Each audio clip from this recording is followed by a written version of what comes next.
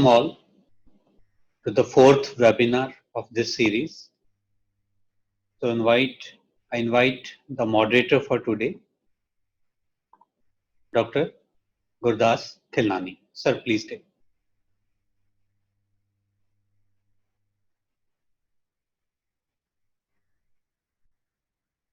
Sir, unmute. Thank you, Dr. Dinesh Vadyal. Today's session is of particular importance to us because with the ban of the animal use in undergraduate medical teaching, particularly practicals, and with the arrival of the new curriculum that lays heavy stress on skill development for an Indian medical graduate, the simulation skill labs are becoming very important for each and every medical college. Now, I am given to understand that Father Muller Medical College itself has a well-developed state-of-art skill center, simulation center, which is being taken care by a number of persons, including Dr. Nicole Pereira. Coincidentally, this center, simulation center, and thereafter we also have developed a skill lab in our institution. Last time I projected some of the views during my presentation at the other platform. Now today's two presenters are well versed about the simulation and skill labs, and I will speak first about Dr. Padmaja Uday Kumar. She is Professor and Head, Department of Pharmacology and Vice Dean of the Father Muller Medical College, Bangalore. She has authored about 20 books, and of them 8 titles are for medical, dental, physiotherapy, pharmacy, and nursing students. So she is a prolific writer actually. Her new book in pharmacology, based on CBME new curriculum, is just due, and shortly we all will have the copy of that. She has published over 40 research papers and contributed, coordinated, and conducted several clinical trials, and also has served as a member on the boards of the selections of the various universities, and she is also visiting professor in Mauritius. She has chaired the internal committees, which include the internal complaints committee as well as institutional ethics committee. I have personally read her book on pharmacology, and I found it very concise. Actually, I complimented her long back, and she remembers. Thank you, madam.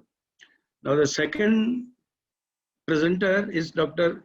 Nicole Pereira, who is Associate Professor of Pharmacology in the same institute. She is a coordinator of the skill center there for pre and paraclinical subjects. She did MD Pharmacology and stood 7th rank in the Rajiv Gandhi University in 2013.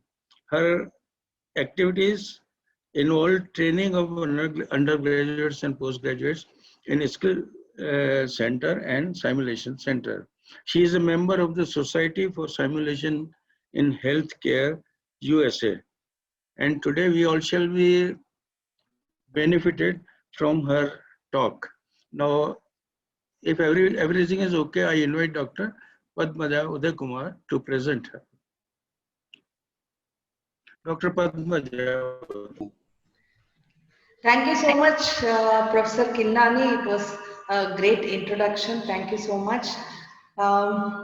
It's my privilege to be talking to the august audience this afternoon, though virtual. First of all, I would like to thank Dr. Kamal for giving me this opportunity to be sharing a few thoughts on simulation. And he should have been here at the helm of affairs, but due to some his personal health problems, he has not been there. But he was very kind enough to call me just few minutes back to wish me for this talk. And we have our savior, Dr. Dinesh Vadyal, who is the great technical person and who has done so much for this. Thank you. So now to share a few thoughts on simulation in pharmacology. When CBME was introduced, when the syllabus was changed and introduced, I'm sure all of you agree with me that we were all brought out of our shells, and we all were activated or stimulated or whatever you call. But I also would like to say that all of us faculty, maybe at different levels, particularly the heads of the department, we are all in different levels of confusion. You know, we have to do so many things. We have to bring out a new lab book. We have a log book. We have to bring out a new record. We have to adjust the timetable. So many things have to be done. So when we are in such a situation, webinars of this kind would help us to share our efforts and thereby share our burden also. I think most of you would remember that it was suggested by MCI in somewhere in 2017 that we need to have this simulation based teaching using mannequins. But those they did not specify that we need to have high fidelity mannequins, but whatever simple ones we could, but they insisted that we teach students using these simple techniques. Simple mannequins. So then it is then that we made our efforts to acquire our small mannequins, or what we call part task trainers. And then the last 2 batches, we have already introduced the routes of drug administration for our students. But what I want to impress upon the audience today is simulation in pharmacology is much more than just routes of drug administration. There's so much more to do with simulation in pharmacology. This is our Simulation and Skills Center, which was started in 2015. And then from then on, we have been training our students or teaching our students pharmacology using simulation. So, once the SimLab was started, we designed modules to teach pharmacology. That is theory, not just the practicals. Theory, we designed scenarios, we designed modules to teach students pharmacology using simulation. Dr. Nicole is posted there, and she has taken a lot of interest in this, and she's also trained our junior staff in simulation. So our students are posted for about 8 weeks. So they are taken to the simulation lab where they are taught pharmacology, and we wanted to have a national workshop on this, but because of this pandemic, otherwise by August we would have had a national workshop. Because of the pandemic, we could not do it, but hopefully we will do it soon. So Nicole will tell you more about it, will talk to you more about it. She was my student and now she is my colleague, so she has taken a lot of interest in it. Now coming to the routes of drug administration. I'm sure as undergraduates, many of you would remember that we had this injection room posting where we used to learn to give injections. Giving injection is an integral part of any doctor. They have to do it, and it is large. Now the current students hardly have any training in actual injection technique, and most of the time is dominated by the nurses. But though nurses do it most of the time, we would want our student or any doctor, any basic doctor must be proficient in this technique. Mind you, when we actually, we have conducted this this is routes of administration using simulators. The students were very, very interested. They were very, very happy because this is the only skill that we teach. You know, we are big theory masters. We hardly do anything about skills. So they were very, very much interested, and they found it useful also. So now when CBME curriculum has introduced it, coming to the competency under 4.1 competency, it says administer drugs through various routes in simulated environment using mannequins. And the domain is skills, show how, and it is a core competency. Suggested teaching learning method is DOAP sessions with demonstration, observation, as assistance and performance, and suggested assessment method is skills assessment. Now each university has almost given its own SLO but most of them have given for each route, like intravenous route, a different SLO and things like that. But for as a sample, I have put only one SLO for intravenous injection, which says at the end of the session, the student should be able to identify the devices required for IV injection, demonstrate the prerequisite preparation for injection with aseptic precautions, give instructions to the patient about the procedure, identify the sites of IV injection on mannequins, demonstrate the proper technique for IV injection. So we are an institution with 150 admission. So half of them come to the practicals each day. So about 70 to 75 of them are there. We divided them into batches of 15 to 20. We have 2 mannequin of that is each faculty gets 2 mannequin of the same type. For example, if it is intravenous arm, I will get 2 of those arms. So about 10 students have to work on each mannequin or each part task trainer. We demonstrate the procedure and then the student performs. Now coming to each route by individually, so intravenous injection. So we first demonstrate, and before demonstration we tell them the steps, so they have to go stepwise. So coming to the first step, confirm the patient identity, drug and expiry date.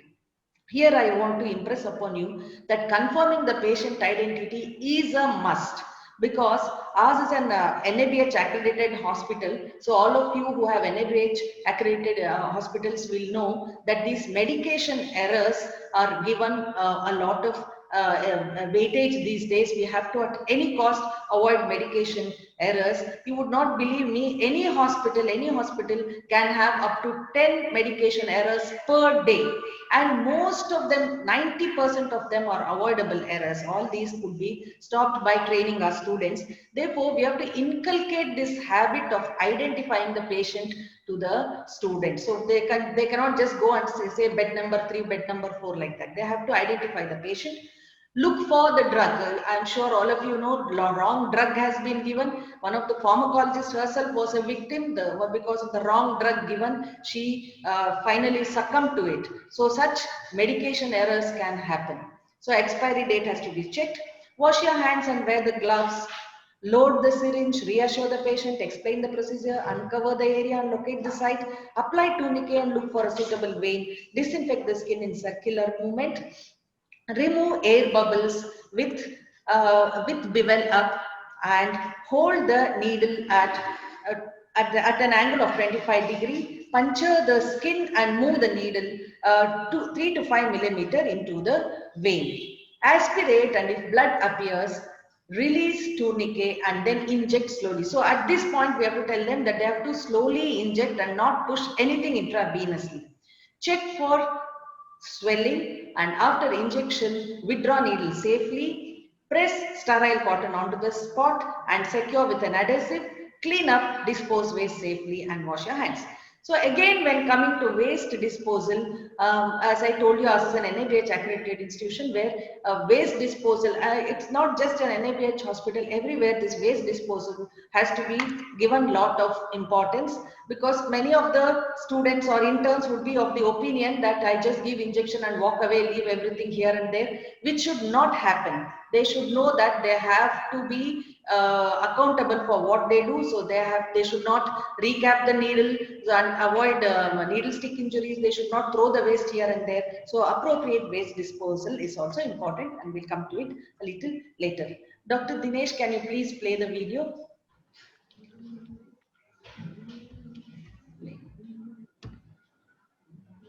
Can you see?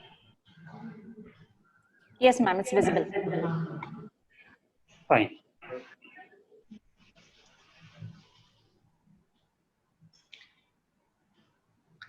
The hand washing steps we can show, and what I was telling you is about the waste disposal. We have different color codes gloves have to go into the red. This is in our hospital, but any hospital will have, or NABH would insist on the different color codes. This is the sharps disposal one, and this is one in the crash cart.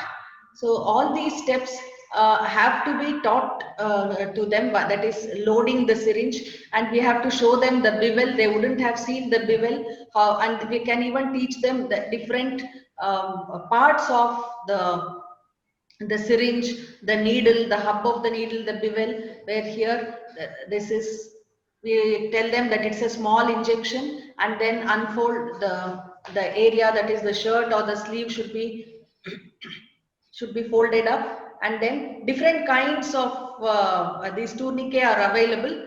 We found this useful, but there is one with the velcro and all that. Then all the steps that I told, that I just mentioned earlier, so ask the patient to hold the fist. So all these, they have to go methodically. We have to train them to do it methodically, step by step.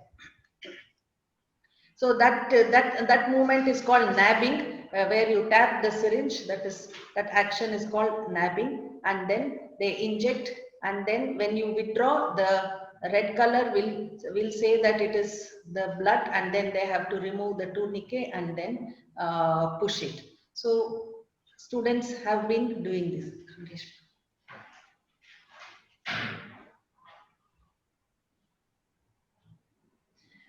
So each of these steps we would observe. So that is the where we use the adhesive, but adhesive cannot be used on this part task trainer each time, and therefore we have just acted. So this is the plastic goes into pink, the gloves go into this red, all the glass items, glass waste will go into the blue one, and the swabs will go into the, yes, okay. So to continue, we can give them tips like, do not use the loading needle to prick the patient, don't touch the piston, don't push, always inject slowly, vein selected should be preferably long, and request the patient to flex the hand after the injection is over. So these are the things, and there's scope for any amount of information to be given. Now, to test the skill, for skill assessment, we have made a checklist.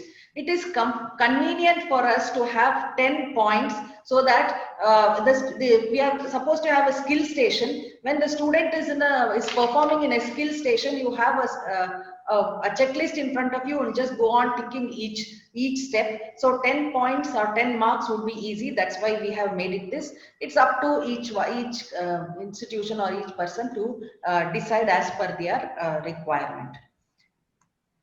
So now coming to the next route of administration, intramuscular injection. So I won't repeat this, the initial steps are the same, I won't repeat those. So then request the patient to relax the muscle. This is important, this he must do, and swiftly inject at an angle of 90 degrees. So these angles also we have to tell the students, and then make sure that there is no blood is aspirated, and then inject. So all these, and then we can also give them tips about the Z-track technique, where you just stretch or just push the skin a bit and then inject vertically at 90 degree, and then once the drug is injected, then you release the skin fold, so that there is the Z-track technique. Also for iron, not to massage. Now this is the intramuscular technique. Give us few seconds to play the video. So here what you saw in the picture, yeah, can you see? Yes. Yes, ma'am. So locate the site, and this is called this is a hybrid technique, where we are using it on a human being. A person is there, so he can this sort of technique, hybrid simulation, can be used to mimic for a more realistic experience. Like the person can mimic that as though there is pain, or a person can be mimic as though he is very fussy about taking an injection, and things like that. So that is, and then you demonstrate the technique, and can be shown. Yes.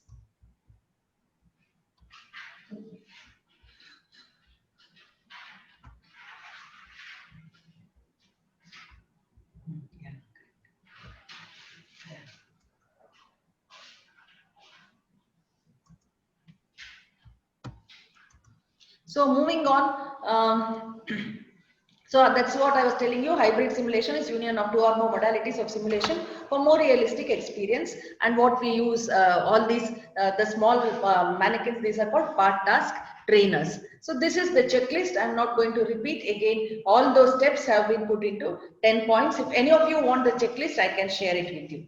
Now coming to the subcutaneous injection, again the same steps, but gently pinch fold the skin and insert the needle at the base of the skin fold. 90° for insulin syringe, and for 2 ml syringes it's 45 at 45 degrees. And then the same thing, inject slowly over 30 to 120 seconds. So you can do in rotation in 1 week. If they get one route, the next week they can go to the other route. So in rotation, 4 staff can take about, or at the end maybe when they get well versed with 2 routes, then the 2 other routes can be done in the in one practical itself. That is, in the 2 hours that we get as practical, it can be done. Yes, students will pick up speed in doing that also, so it will be quite easy. And we are in fact planning to take the theory of routes of administration in the practical hour itself, and then continue with this routes of that is the technique, skill demonstration and teaching along with that. So the tips, like for obese people, inject at 90°, and for the sites to be shown usually abdomen and thigh. So this is for the technique demonstration.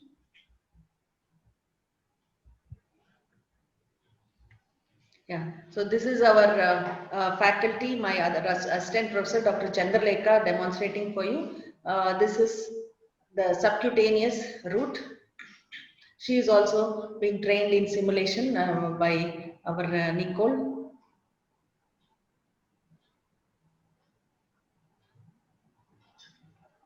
Yes, that is the subcutaneous. So this one looks like an abdomen. This is the part task trainer we have used. Actually, different ones are available. We don't have to buy or acquire high fidelity mannequins like those, the expensive ones. What Nicole will be showing you, they are all very expensive. Each mannequin is costing about 1 crore rupees. So we don't require to have in pharmacology that kind of expensive ones, but these simple ones are sufficient. So this is again the checklist, and then coming to the intradermal injection. So here I won't repeat the first few steps. Then so inject 2 to 3 millimeter into the skin at 15° and inject slowly. So you have to so these are the only steps we can show them, and they will be, the students would be interested to see how it is done. This particular technique requires a little more training, and because there may be some leakage in the mannequin itself or in the part task trainer. So we have to be a little careful in doing that. So the tips, we tell them that this is used for test dose and for BCG. And if intradermal is done for test dose, then mark a circle of 1 to 2 centimeter radius, and then allow and give an observation of 15 to 20 minutes, and then look for it. So we have to tell the, we can in fact even take the students to the injection room or wherever the injections are given. There may not be injection room as such in most of the places now, but wherever we would want to do, we can take them, and then wherever the sister is doing it, we can demonstrate that, we can show there how it is being done for a more realistic experience, so that they can see all this. Yeah.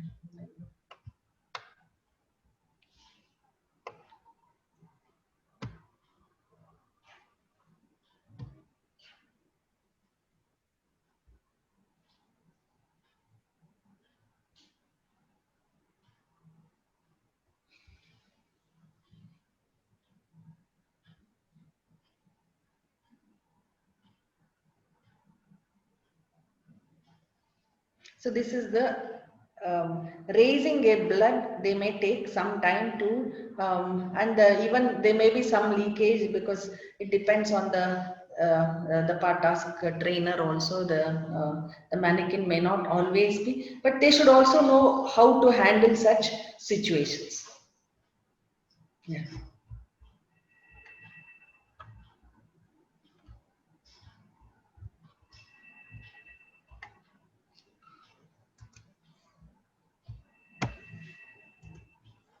So this is the checklist. Again, the same thing I have put it in past tense and those steps and some of them. So everywhere we have given 2 points for the technique. So just a word about biomedical waste disposal that I was telling you, we have to tell or teach our students how to dispose the waste. There we would have to show them the sharps container. This is the ideal container into which the waste can be disposed. It is white in color, incinerable. It is made of incinerable material, or that is polypropylene. It is puncture proof and tamper proof. So this is in the crash cart where you only have to drop in the needle there. So you just have to push it like this in that what we have shown the top of it. So the needle will fall into it, whereas the syringe has to be thrown into the plastics waste bin, that is the pink. So I wish to thank everyone who has helped me, particularly first of all Dr. Kamal, Dr. Dinesh Patyal, Dr. Gurudas Kilnani for that wonderful introduction, my colleagues Dr. Nicole, Dr. Chandralekha, and my postgraduates. The rest of them are my postgraduates, Dr. Reshma, Dr. Nanette, Dr. Robin, and one Dr. Bhavya also. So I thank all of them for their support. Thank you all for listening, particularly at this time of the day, and that too without much information. Whoever has logged in, I really thank you for being there. So maybe we'll take questions after Nicole has done her talk. Thank you so much. Thank you very much. Thank you, ma'am, for that wonderful talk. A very good afternoon and a very warm welcome to the 246 participants who have come here today. Thank you so much for registering and being a part of this National Online Learning Series. And today, welcome everyone to the talk on simulation-based medical education in pharmacology. As you all know, I'm Dr. Nicole. And before I begin, I would like to thank Dr. Kilnani for that wonderful introduction, Dr. Dinesh, and even Dr. Kamal. I would also like to thank my teacher, Dr. Padmaja Udaykumar, and my mentor in the Simulation Center, Dr. Lulu Sharif, and my colleague, Chandralekha, for their constant guidance and their support during these 4 years in simulation in pharmacology. All right, so just now you must have heard from Dr. Padmaja Udaykumar about the term part-task trainers, and you must have observed about the part-task trainers like the IV arm, intramuscular arm, subcutaneous, intradermal, etc. Now we are going to look into something that is a little more higher fidelity. Okay, so what is the meaning of this? This is a mannequin, which is a high fidelity mannequin called as METIMAN. Now we have such high fidelity mannequins in our simulation lab. What is the meaning of high fidelity? It means it is more realistic. As you can see, it's a life-size mannequin, and such mannequins like this, they can be we can change the pupillary size with the help of certain software we have on the computer. It has also a hardware inside that, so you can change the pupillary size. You can make this mannequin talk, you can make it cry, you can make it lacrimate, salivate. You can hear abnormal lung sounds, you can hear normal lung sounds, abnormal bowel, normal bowel. You can feel peripheral pulses, and you can defibrillate, you can intubate. So this is a high fidelity simulator. Means it's a life-size mannequin, and it looks real, it behaves real, and it reproduces and mimics physiology as well as human pathology. Higher the realism, higher is the fidelity. All right. So such kind of simulators, as I said, is located in our simulation center, and we have been utilizing these high fidelity trainers as well as low fidelity simulators and these IV part-task trainer, and these, not IV, part-task trainers over the past 4 years to train our students. So simulation is nothing but we are utilizing simulation as a methodology to train our learners. And how do they learn? Okay, so this is a form of experiential learning. What I mean to say is all our learners, our students that come to us in second year MBBS are adults. So this is a form of adult learning where we utilize simulators and the students experience clinical scenarios in a very controlled environment. Okay, so that what they do is they learn, they unlearn, and they we allow them to make mistakes utilizing these simulators while we conduct scenarios on these simulators. They're allowed to make mistakes, okay, so that they don't replicate these mistakes in real life. So the ultimate aim of utilizing simulation as a methodology to train our learners is and only is patient safety. Keep this in mind. So what is my objective in today's talk? To orient each and every 245 individuals here to the steps of scenario design and its implementation. How are you going, what are the various steps of scenario design, and how are you going to implement this in your simulation labs once they come into fruition? Okay, so these are the steps I have written in a nutshell. As you can see, the first is needs assessment. Second is identifying your learning objectives from the needs assessment. Third is developing your clinical scenario, okay, and identifying your resources, identifying your faculty, training your faculty, identifying who your learners are, and eventually deploying these clinical scenarios in your simulation labs or in your pharmacology labs or in situ, that is in the hospital. Eventually, after all of this, you're going to assess your students. It's very important. So you can either do formative assessment, or you can do a summative assessment, or it could be an informal assessment. Eventually, at the end of the academic year, you need to evaluate all of your scenarios. Have your scenarios met the objectives? Were they good enough? Okay, so you need to evaluate all your program, and then this cycle continues. So let's go into each one in detail. The first step that you need to do is do a needs assessment. So if you'll ask me what is a needs assessment, you all know that there are various problems, there are various gaps we identify. Sometimes, say for example, in pharmacology itself, we identify that there are some subjects that are dry, okay, and we feel that we can we can make our learners understand these dry subjects a little better. Can we introduce simulation as a methodology to train? Yes, we can do that. Okay, so this could be one way, okay, of doing a needs assessment. Second, there could be a change in curriculum. Like today, there is a change in curriculum. We have no ways but to inculcate simulation as a methodology to train our learners. Thirdly, there could be a change in the, say for example, there could be a change in a policy. Today, due to this corona pandemic, there are policies that change every other moment. So you need to train our learners. That is, it could be a nursing student. It could be, say for example, a respiratory physician. So it could be so many. So it could be either a change in policy, or you're just having tea with your colleague and your colleague tells you, my intern was unable to choose the right kind of a bronchodilator to treat, a patient who came with an acute attack of asthma. So now that has brought some kind of so we have identified there is a gap. So this is how we do a needs assessment. So it's basically a problem and you have a solution. So simulation could be that, okay?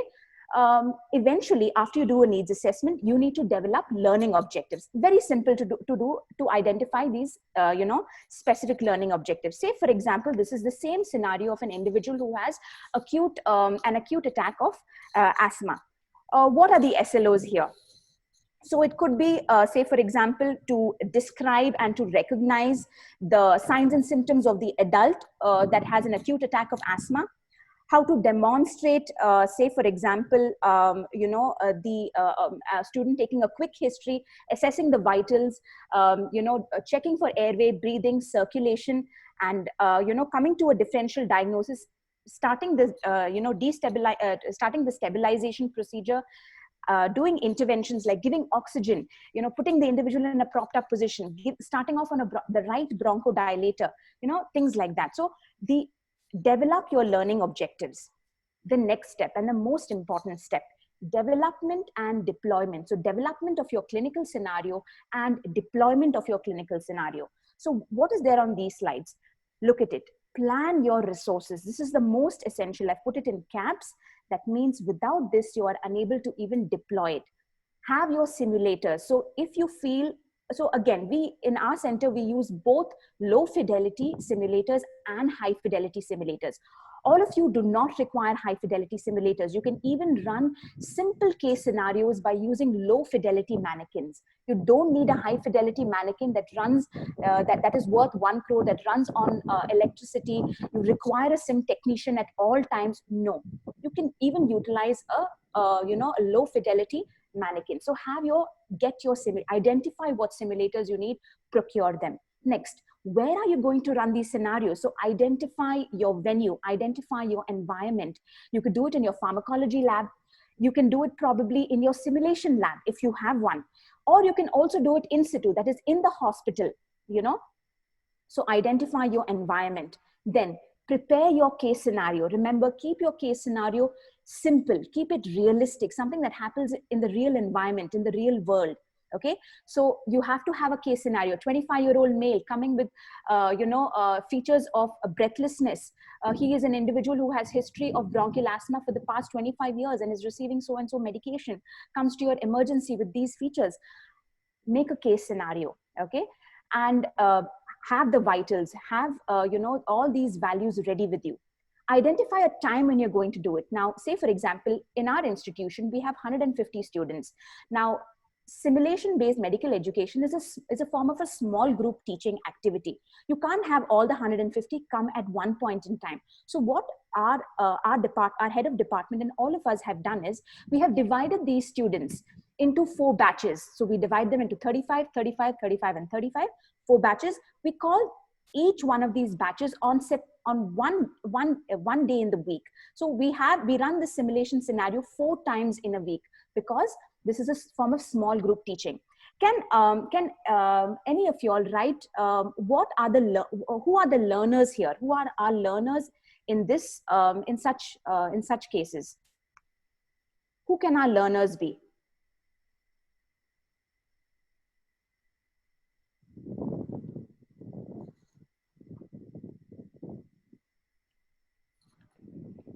No. Are you able to see it?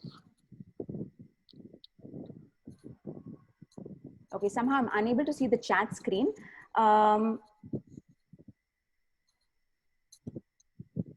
Dr. Nicole, it's... Yes. Yes. Yeah. So have you used simulation as a methodology to train your learners? Yeah, they are very fast. They are replying quick. Okay. Sort of fastest fingers. So, excellent. Yeah. We have right now 254 participants. Okay. So I can see a lot of no's. I can see there are 52% of individuals who have not used simulation, but there are 34% who have used, and partly 13%. So very good. Okay, it's good to know. I'm sure the statistics change in a while. The ones who are no's and partly's will become yes in a matter of a year's time. So yeah. I request others to respond, vote for your party if it is lagging behind. Because 64% replied. Others, if see wherever you fit into 4 of the categories.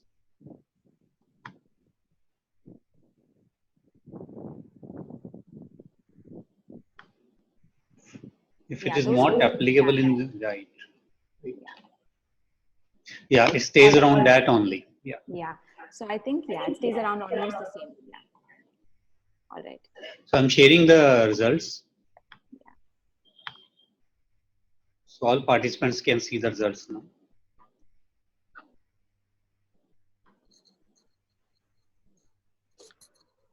So 47% is no, 35% is yes, 17 is partially, and not applicable is 1.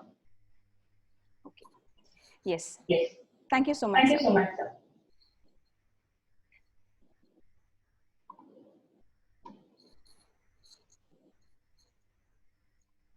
Yes. So moving on, we have to identify what time are we going to, run the simulation scenario. Could it be in the afternoon? Is it in the morning? At what time? So identify the time specifically. Okay. Then we need to even identify who are the faculties who are going to run the scenario. It could be me. It could be the sim technician. It could be another individual. So identify your team and eventually train these individuals on say for example a monthly or a yearly basis, because it's an on form of education simulation. So I can still see the results on my screen.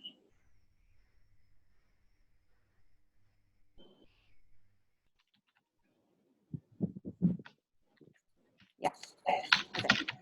Okay, so the is of a student who is actually utilizing a PATAS trainer, that is the lumbar puncture PATAS trainer. And you can see an individual who is seated there. So that is a simulated patient, okay, and that is a PATAS trainer. Together they are called as hybrid simulation. This is a kind of a hybrid simulation. Here you are assessing the learner about his knowledge, professionalism, and even communication. The things that you can, assess here. Okay, this is the same. This is the image of a lab technician in a phlebotomy room, who is again showcasing the skill, the knowledge, and communication skill with relation to how to withdraw blood. All right, so now we have developed our scenario. We are ready. Now we want to deploy it. Okay, so always remember, simulation is a methodology to train our students. So already well in advance, the didactic session must have already been completed at an earlier point in time. Say, for example, we're talking about the same acute breathlessness case. So bronchial asthma would have already been covered as a theoretical topic for 150 set of students. Okay, the next thing that we need to keep in mind is we have everything ready. We have our resources ready. We have, the case scenario ready. Do we need to immediately go to this, to the sim lab or even to the pharmacology lab and run the scenario? No, please do not do that. So run a trial session. That's the second point, run a trial session of the sim scenario. If you do not do a trial session, you will not be able to identify the things that are missing. Many times when we run simulation scenarios and when we do a trial session, we are able to identify, oh, the stethoscope is missing, the face mask is missing, the oxygen tubing is missing, the oxygen tank is missing. So things like that. So run a trial session before you conduct the simulation scenario. Finally, the day arrives when you're actually going to run the simulation scenario. What are you going to do? The students come in. You set the ground rules. You tell the students, you know what? Today we're going to have the simulation scenario. Welcome, introduce yourself. Tell them that they have to respect one another. There should be professionalism. Okay, they should not make fun of each other, because during this case scenario, there are many students who are not going to do the right thing. And tomorrow, some of them will say, oh, that student was unable to do this. Oh, my friend was able to do that, but couldn't do this. Haha. So what's going to happen is the next time the student comes to the simulation scenario and you run the simulations session, students are not going to perform well, because they felt really sad that they were insulted by their friends. So we have to set those ground rules well in advance and tell them, have mutual respect. There should be professionalism. The next thing that we need to do is we need to divide our learners. You remember we had 150 students. We divided them into 35 students and 4 batches. So now these 35 have to be again subdivided into 5 active performers. As you can see in the slide, 5 active performers, and the remaining 30 are going to be observers. They're going to observe the clinical scenario, and 5 of these individuals are actually going to perform, and we are going to identify their skill, their communication, their knowledge during this sim session. Now the students are ready. We give them a pre-brief. You'll just tell them what is bronchial asthma, what are the drugs that are used in bronchial asthma. So just give them a little briefing, and then you introduce the case scenario. You tell them, this is a case of a 25-year-old male who has come with features of breathlessness, so and so, so and so. You read out the case scenario. Once this is done, you tell the students to actually, the active learners, to sit together in a group and identify who is going to be a leader among them. So they are going to identify the roles and responsibilities of each one of those 5 in that group who are actually going to perform in the sim session. So then you bring them to the simulation session where the high fidelity mannequin is placed, and then you run the simulation scenario. You as an observer are just going to observe. You're not going to talk. You're just going to observe what they're doing from the beginning till the end. And you have a checklist with you, and you're going to just see Have they taken proper history? Have they introduced themselves? Have they identified if this is a right patient? Have they, taken history? Have they identified the vitals? Have they done general physical examination? This is a case of breathlessness. Have they identified airway, breathing, circulation? Have they reassessed the patient? Have they asked for any lab investigations? So you have a checklist. You're just going to tick and say, yes, done, not done.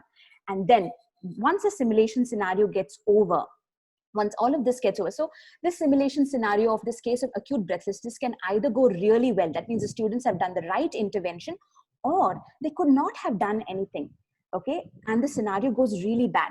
Don't worry, end the scenario, okay, and then bring them to an area where you all sit together as a group and you debrief with the students and tell them what went well and what did not go well. So I'm not going to use the word wrong, because we do not use the word wrong in simulation, but we tell them what they can improve upon. So what they did well and what things that they can improve upon.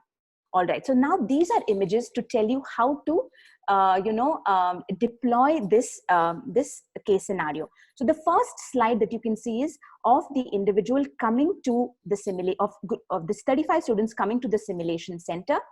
Next, you are going to divide them into active learners and observers. Then you bring them to the room where you're going to pre-brief them, give them a brief history about of the theoretical topic very briefly, tell them the case scenario,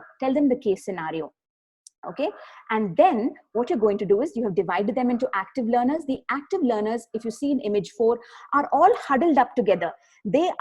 One is taken up the role of a leader. You can see the boy in the center. He's taken up the role of the leader, and he's telling everyone, this is your role. You're going to take history. You're going to do general physical examination. You are going to, say, for example, ask for lab investigations. And you do systemic examination of the lungs. Say, for example, if you feel that is the organ that is affected. So if you look at the next slide, that is the 5th image there, you can actually see that the students, from their briefing room, they have moved into the simulation room where the mannequin is placed. And you can see there is only a small group of individuals who are working. They are working on the mannequin. They are the active performers. And the ones who are standing against the wall are the observers. Okay. And you as a debriefer or a simulation educator are observing what the active performers are doing. Okay. Once this entire scenario is over, you bring them to a debriefing room. And if you observe, look at the image on number 6. They're all seated together in a circle. They're all huddled up together in a circle. They're all at the same level. And here we ask them, how did you feel? So the first thing the students come and tell all of us is after the first simulation scenario, ma'am, we didn't even know what was happening. We forgot to ask the patient's name. We forgot everything about bronchial asthma. We did not know the names of the drugs. So they will tell you what they felt. And sometimes it can be, students can be extremely anxious, or sometimes they can be extremely confident. And the scenario which has gone really well.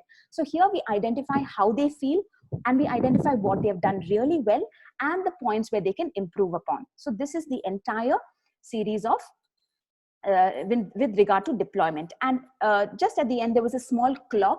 So everything is time bound. So please remember, make sure you time everything, your pre-briefing session, your simulation session, and your debriefing session. Moving on, the third step, and the second last step, is assessment. So once you do this, you can utilize simulation as a methodology, which can eventually use to assess in the form of formative assessment or in the form of a summative assessment, or it can be neither of these, or it could just be an informal session, okay, that you're utilizing to train your students. Here, the guidelines should be very clear. So the rubric must be very clear when you start assessing. And the last step is program evaluation. So at the end of the academic year, you have made so many simulation scenarios. You have run so many simulation scenarios in your sim lab or in your pharmacology lab or in your hospital. Evaluate your program. Okay. So each of these simulation scenarios sometimes need fine tuning. Okay. Identify, did the students get too distracted with your case? Were the distractors too much? Remove those distractors. Was the case very easy that the students got it in a nick of time? Introduce some distractors. Okay, bring a patient sister in the picture, bring a troublesome party in the picture. So there, you're trying to assess communication skill. The students will get a little confused. So you can try, so simulation scenarios need constant fine tuning. And we are able with this, are we able to assess the skill? Are we able to assess communication, coordination, professionalism, knowledge of the student? Yes, so evaluate all of these things. And finally, once you do a program evaluation, remember, whatever material you have, document it. It's very important to document it. Document it in either a non-electronic format or an electronic format. All right, so this is an image of, this is copyrighted by the American Academy of Pediatrics and the American College of Emergency Physicians. So this is a case scenario of status asthmaticus. So if you can see, the title is highlighted. The names of the simulation educators or the debriefers and the facilitators are mentioned there. The learning objectives are highlighted. Okay, describe the signs and symptoms of a child presenting with status asthmaticus. Recognize the signs and symptoms. Demonstrate the treatment. What are the initial stabilization steps, etc. If you observe this scenario stages, they are divided into stage 1, okay, stage 2, and stage 3. All right. Okay, and if you observe on the right hand side, you can see instructors debriefing notes. So this is where you as a debriefer can tick. This is basically your checklist. And there's a time mentioned over there. So the student should be able to take a history and do an assessment of the airway, breathing, and circulation in a matter of 2 minutes. Okay, so you as an instructor can mention in your debriefing notes whether the student has done that or not. Okay, moving on. Yes. So this is the continuation of the same case scenario, where this stage is escalating into stage 2 and further escalating to stage 3, depending on whether the learner has performed or not. If the learner has not performed well, the case scenario moves from stage 1 to stage 2, and from stage 2 to stage 3, that is worsening of this case scenario. All right. So, yes, again, you can mention the notes and the common pitfalls that can take place. And this can be, again, as I said, documented in your electronic archive. I'd like to conclude this session by saying, make sure that your case scenarios align with your learning objectives, and try to aim for a high level of realism. Even if your mannequin is a low fidelity mannequin, don't worry. Make the space appear like it's an emergency room. Get a crash cart, get a bed that you can put up in a propped up position, get an empty oxygen tank, get a face mask, get an oxygen tubing connected to the oxygen tank. So you can try to make it as realistic as possible. So try to aim for a very high level of realism. Make sure that all your case scenarios are feasible to run. Debrief with all the resources that are available. Make sure that your case scenario is realistic and that could actually happen in a real environment. And each and every case scenario or design needs to have attention to detail. So with this, I would like to conclude my talk for today. And before I end, I would like to have the second poll question. That is, I hope you all have been fairly oriented, with this talk on how to use simulation as a modality to train your learner. And